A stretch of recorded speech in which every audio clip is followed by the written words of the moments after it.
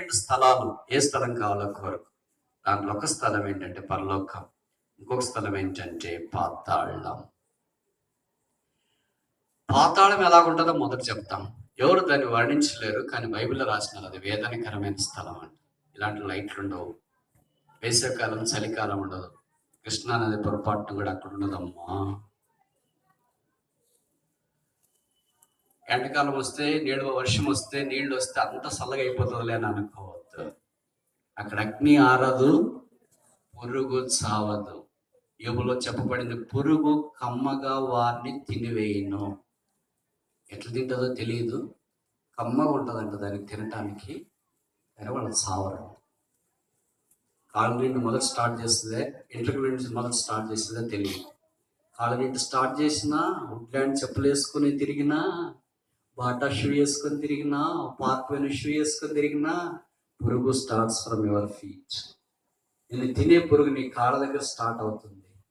లేదా తలకి ఎన్నానా అనానా నాకు తెలియదు, ఎన్నా పెట్టుకొని చాలా అందంగా, చాలా యంగ్గా కనిపిస్తుంది, looking so young, smart, dynamic.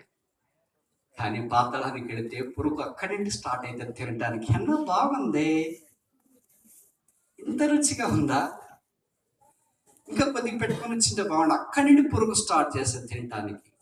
అక్కడి నీకు ఎవరు ఆశ్రయం ఇచ్చేవాళ్ళు లేరు.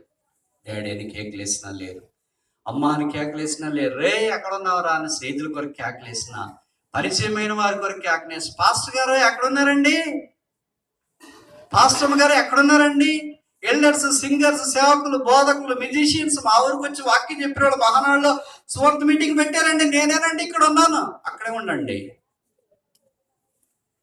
ఇక్కడికి రండి, మేము మీ దగ్గరికి రాలేమండి, నేనేను అక్కడికి వస్తానండి, మీరు మా దగ్గరికి రాలేరండి. నేను మీ దగ్గరికి రాకుండా, మేము మీ దగ్గరికి రాకుండా, మీరు మా దగ్గరికి రాకుండా, మధ్యలో మహా అగాధం ఉంచబడి ఉంది. అక్కడ చీకటి, ఎంత అగ్ని జ్వాలలుంటే చీకటి ఎలాగుంటుందండి? లైట్ ఉంటే చీకటి ఉంటుందా? మరి మంటలుంటే చీకటి ఎలాగుంటుంది?